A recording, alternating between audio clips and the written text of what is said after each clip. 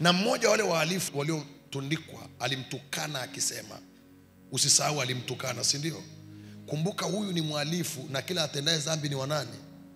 Kwa maana yake huyu ni agent msalabani. Huyu ni wakala on the cross. So chochote atakachokuwa anakisema huyu jamaa ametumwa na baba yake kusema. He has been sent by his father to say. So who was speaking there was not a man, was Lucifer through a man. Wale kwa kiongea pale hakuwa ni mtu, lakini ili ujue tofauti ni kwamba huyu mmoja alishamkubali Yesu moyoni.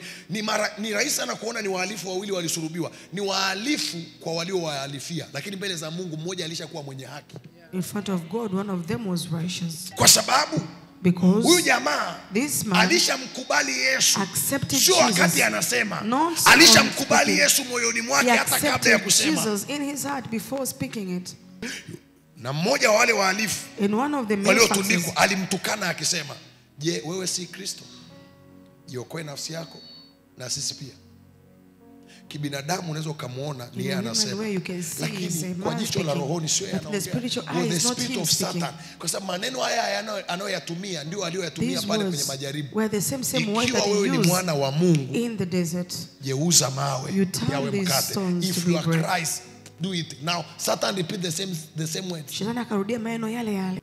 Lakini yule wa pili akamjibu akasema, wewe humwogopi hata Mungu? Angalia mhalifu maneno anayosema, injili anayohubiri pale. The gospel that he is saying. Nayo ni haki yetu sisi kwa kuwa tunapokea malipo tuliyostahili kwa matendo yetu. Bali huyu hakutenda lolote lisilofaa. Kwa tafsiri nyingine, mimi mwenyewe namkubali. In other words, I agree he's a man of God. Kwamba ni mtu wa Mungu. Sisi, but us, ni wazambi. Lakini yeye hastahili. Kwa kusema namna hii ni wokovu. Yeyote atakayekubali Kristo ni mwana wa Mungu ameshaokoka. He's already saved. Kisha akasema, Yesu, and then he said, mimi nimeshakuamini. Mimi najua kuna mahali tunaenda. Nikumbuke utakapoingia katika ufalme wako. Ni kama wa mwisho kukuamini. It's like the last one to believe. Mimi ndo wa kwanza leo hapa msalabani. But it's the first here on the cross. Nikumbuke utakapoingia. Remember me in your kingdom. Alafu angalia, Yesu akamwambia, mimi nakwambia leo hivi tutakuwa pamoja nami peponi. Nisikilize, watu wanasema aliongozwa sala ya toba wapi? Yeye mwenyewe alipomwamini Yesu aliokoka. When he believed Jesus, he was saved. Lakini angalia, Shetani anaongea kwa huyu mwingine. Satan is speaking through this other one. Shetani ndo alikuwa anaongea, sio watu. Ndio maana mara nyingi jaribu kutafuta nani anaongea kwa watu. Sometimes check who speaks in people. Kuna saa Mungu ataongea kupitia watu. There's a time that God will speak. Kuna saa Shetani mwenyewe. There's a time that Satan will speak. Ataongea kupitia watu. Na kuambia utajikuta unaacha kanisa. You find yourself leaving church because you heard Satan speaking through a man. Shetani alitumia makundi mawili kutaka Yesu akose msalabani. Two groups to make Jesus. Kundi la kwanza, kabla ya wale wawili aliosulubiwa nao, ni wapita njia.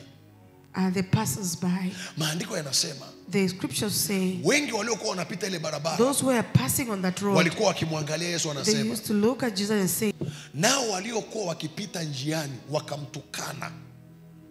Angalia wanavyomtukana. Kumbuka wale wawili nao walikuwa wanamtukana. Popote penye matusi, wewe jua Shetani ndo anafanya kazi ndani yake. Wakamtukana, wakitikisa vichwa vyao wakisema, angalia wanavyosema sasa, ewe mwenye kulivunja hekalu na kulijenga kwa siku 3, jiokoe nafsi yako ukiwa ndiwe mwana wa Mungu. The same words. Maneno yale yale. Jiokoe nafsi yako, angeishia hapo labda ndo bahati mbaya. Angalia maneno yanayofuata. Kumbuka matusi haya. Ikiwa wewe ndio mwana wa Mungu, shuka msalabani. Amesema maneno haya hata huyu mnyang'aji. So Jesus was still tempted with 2 groups even in the cross. Yesu alijaribiwa na makundi mawili pale msalabani. And he was tested for what we call his ability and such. Alijaribiwa kwa ule uwana wake na uwezo wake.